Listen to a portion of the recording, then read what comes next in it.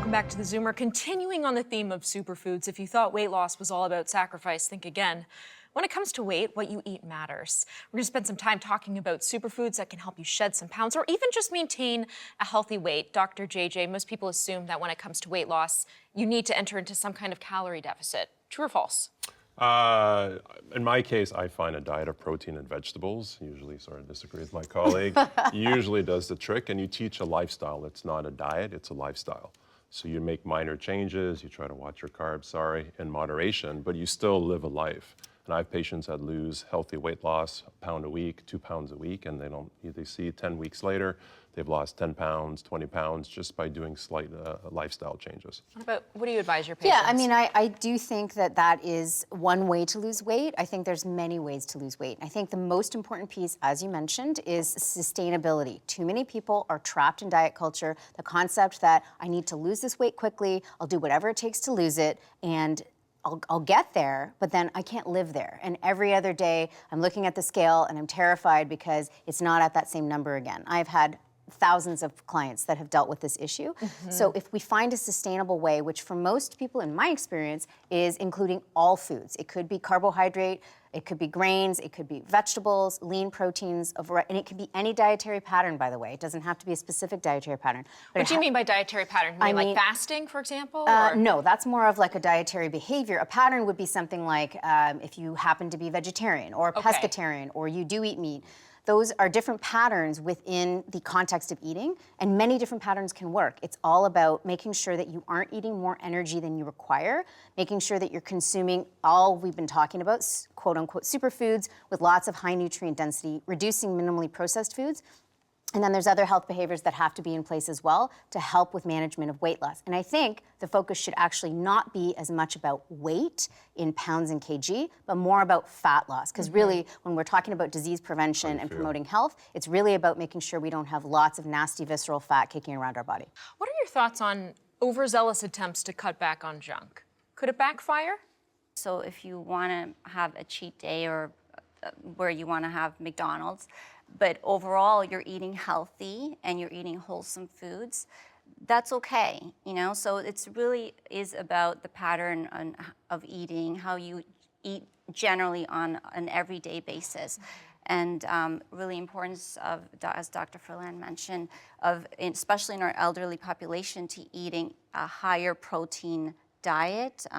Elderly patients need 1.6 milligrams per kilograms of dietary protein. So it's really, really important to stress the importance of protein in diet, and that keeps them more satiated and also offsets increase in weight. But same question, I mean, junk food. We've talked about how sugar is bad for the brain, it's bad for your heart. Are you pro completely eliminating junk food altogether? No, it's a lifestyle.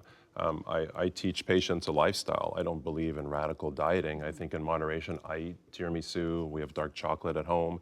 But you know, what I mentioned to patients is if you're gonna have something like, say you're gonna have a chocolate bar, well then try to cancel off some of its effects of the rise in blood sugar with a handful of walnuts or a handful of almonds, right? All right, go ahead. I just want to say, I really, really have to mention this point. It's that in that context of that, all of your favorite foods, all of those little quote unquote junk foods, let's call them high energy foods that you like, whatever it may be, they have to be included in a sustainable weight loss plan. You can't white knuckle it through losing weight. You have to be able to have a life that you enjoy, have celebrations, have moments where we all have those high calorie foods. That's totally normal, it's part of being human.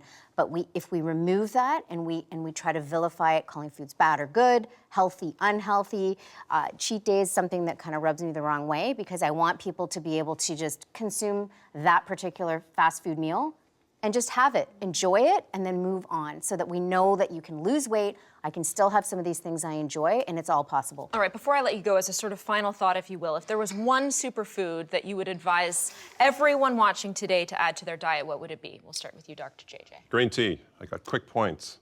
Reduces the risk of dementia, reduces stroke risk per cup of tea by 4%, cardiovascular event by 2%.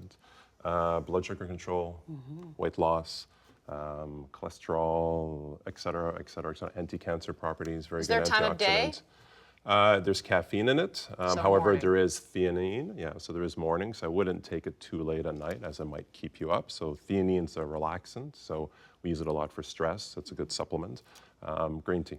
But careful with the pills, because there could be some issues with your liver. There's a health kind of warner for that. So, to know. yeah. I'm going to cheat the system because this isn't an actual food, it's an anti-nutrient, but I'm going to say fiber. Fiber, as Dr. Ferland mentioned, it's the #1 thing that's going to help you on this journey. Fiber is found in whole foods. I'm talking about whole intact foods, fruits, vegetables. We've talked about nuts, whole grains, intact grains, beans, peas, lentils. Fiber is something that helps with satiation, but it also has this amazing impact metabolically to help our system, and it can help with specifically fat loss, which is really what we're talking about, because when we lose weight as older adults, 20, sometimes up to 30% of the weight we lose is lean tissue. We don't want to have rapid, dramatic drops in weight as we age because we're losing lean tissue that we can't get back. Dr. Ferland? Well, I will not be very original. I will go really with the green leafy vegetables because they are extremely nutrient dense and they're beautiful to look at. I mean, Swiss chard is one of the most beautiful vegetable I find, and actually they're good and they can be eaten in so many ways. I would probably, sticking to my original point, really stress the importance of the Mediterranean diet as a super diet. It has all the components of superfoods in there.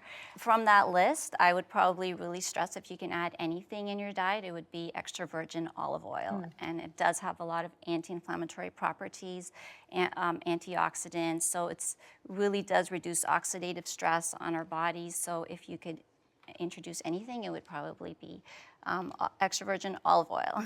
All right, and that is it for us today. The bottom line is no one food item is super all by itself. In reality, the best diet is one that is balanced, as all of my panelists have mentioned. Thank you to all of you for being here, for your expertise, and to you at home watching. We'll see you soon.